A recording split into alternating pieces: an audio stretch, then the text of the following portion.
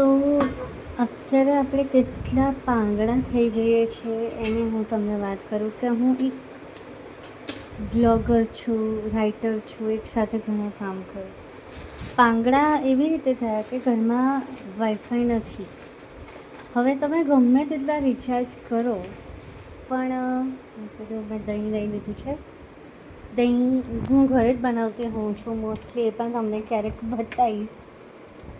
હવે તકલીફ એવી છે કે અમુક મને ઘરનું દહીં બી નથી ભાવતું, એટલે અત્યારે ગરમીના લીધે કંઈ ખબર નહીં. સો બેક ટુ પોઈન્ટ કે પાંગડા એવી રીતે રહ્યા કે આજે મારે કામ કરવું છે પણ વાઈફાઈ નથી. તમે રિચાર્જ ગમે તેટલું કરાવશો પણ એ શું પ્રોસેસ થાય છે રિચાર્જની મને નથી સમજાતું.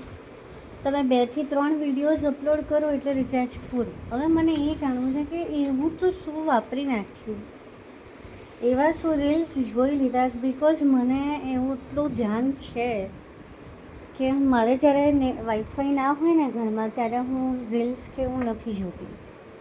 મારું બેકઅપ એ હોય કે હું ફક્ત પહેલાં મારું કન્ટેન્ટ અપલોડ કરું. પણ જ્યારે તમે તમારું જ વસ્તુ કામ ના કરતી હોય, નેટવર્ક ના હોય, વાઈફાઈ ના હોય, તો તમને કશું ગમે પણ નહીં કરવાનું. બેચેની થાય. હાથમાં ફોન હોય તો ફોનના હાલત કેવી હાલત થાય, એવી દશા થઈ જાય. માણસને પેલું પાણી વગર કેવી હાલત થાય, બસ સેમ એવી હાલત વાઈફાઈ વગર થાય છે. હવે મને વિચાર એ આવે છે કે વાઈફાઈ આપણા જીવન માટે એટલું બધું મહત્ત્વનું થઈ ગયું છે, શ્વાસ જેટલું મહત્ત્વનું છે વાઈફાઈ. તમને આવું થાય છે? જણાવજો. મને તો અત્યારે થઈ જ રહ્યું છે એટલે જ હું આ વિડીયો ઉતારી રહી છું. મારા દીદા જુઓ તમે, બિલકુલ મને કંટાળો આવે છે લિટરલી. એનું મેઇન કારણ એ છે એકચ્યુઅલી કે ટીવી પણ મારું વાઈફાઈથી જ ચાલે છે. મેં ડીશ કે આમ પેક નથી લીધા એના જે હોય છે તે. તો ટીવી પણ નહીં, ફોન પણ નહીં, એટલે તમે કેવા બેબાકડા થઈ જાઓ આજના યુગમાં, આજના સમયમાં, એ તમે વિચારી ના શકો એવા થાવ. જુઓ એવી હાલત છે મારી. હું બનાવું છું સિમ્પલ ફૂડ જે મને બહુ જ ભાવે છે. અત્યારે મૂડ આઉટ છે એટલે એના સિવાય બીજો ઓપ્શન નથી મારી પાસે. સો વઘારેલી ભાખરી, વઘારેલો રોટલો તો બધાએ સાંભળ્યો જ છે, વઘારેલી ભાખરી પણ તમે ખાધી જ હશે ક્યારેક ને ક્યારેક. સો હું 2 કે 3 ભાખરી, મારું જે ડાયટ પ્લાન છે એમાં 2 થી 3 ભાખરી જ ખાઉં છું. ગમે તેટલું સારું શાક બન્યું હોય, સારી આઈટમ બની હોય, તો હું 3 ભાખરીથી ઉપર નથી લેતી. હવે હું કેવી રીતે બનાવું છું એ રેસીપી તમને બતાવીશ. સો આ ભાખરી 3 લઈ લીધી છે. ભાખરી કદાચ તમને કાચી લાગે કારણ કે ભાખરી મને ખરેખર બનાવતા નથી આવડતી. છાશ કાઢી લીધી છે અને દૂધ ગરમ થઈ રહ્યું છે. મારી સ્થિતિ કહું તમને તો મારી સ્થિતિ અત્યારે એવી છે કે ભૂખ મને બહુ જ લાગી છે, પણ હાલ એવા છે કે તમે વધારે કોઈ પંચાયત કરી શકો એ સ્થિતિમાં નથી. અત્યારે એવું છે કે હું એક સાથે ઘણા કામ કરી રહી છું. 2-3 બિઝનેસ મેં ચાલુ કર્યા છે, એટલે સાથે ને સાથે શું કરવું શું ના કરવું ખબર નથી પડતી. થોડું મસાલા આમ તેમ છે. તેલ આપણે નાખી દીધું છે. જીરું આપણે નાખીશું. મને જીરું વધારે ભાવે એટલે આમાં વધારે જ છે. જીરા સાથે તમે લાલ મરચાં લીલા મરચાં નાખી શકો, હિંગ નાખી શકો. અત્યારે હું કશું કરવા માંગતી જ નથી એટલે હું સિમ્પલી વઘારી રહી છું. છાશ નાખી દીધી છે મેં. એ શૂટિંગ નથી થઈ શક્યું, એક હાથથી મને નથી ફાવતું. હવે આમાં બેઝિક મસાલા નાખીશું આપણે, લાલ મરચું, હળદર અને મીઠું.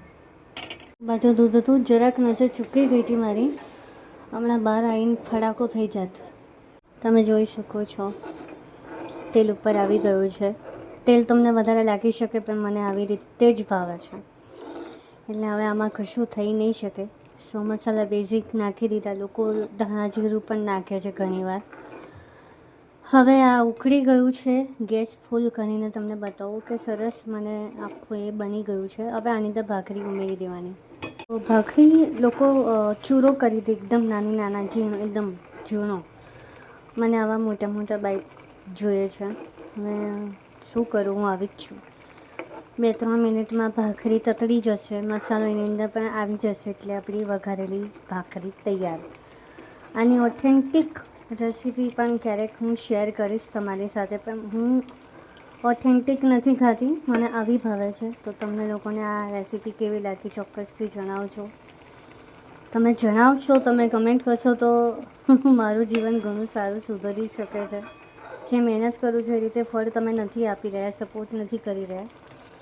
સો વિડીયોને લાઈક, શેર, સબસ્ક્રાઈબ કરજો. જય શ્રી કૃષ્ણ. સો જેમ કે મેં પહેલાં જ જણાવ્યું કે વાઈફાઈની દશા મારા પર દેખાઈ રહી છે તમને. સો તમારું અને મારું એક પોતાનું કમ્ફર્ટ ફૂડ હોય જ છે, એમાં કહેવાની કંઈ વાત જ નથી.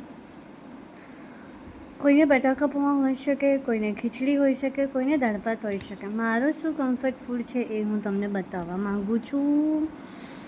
જોઈ લો, મારું કમ્ફર્ટ ફૂડ છે વઘારેલી ભાખરી હોય, રોટલી હોય કે રોટલો.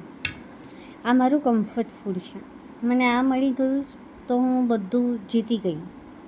અને અત્યારની દશા પ્રમાણે આ મારા માટે બેસ્ટ ફૂડ છે, કારણ કે ઘરમાં વાઈફાઈ નથી. આ બધું વાઈફાઈના લીધે જ છે. હું વાઈફાઈ ઉપર કેસ કરીશ કે કેમ નથી અત્યારે. મને તારક મહેતા વગર છે ને ખાવાની આદત નથી, અને વાઈફાઈ નથી એટલે તારક મહેતા નથી. હું શું કરું?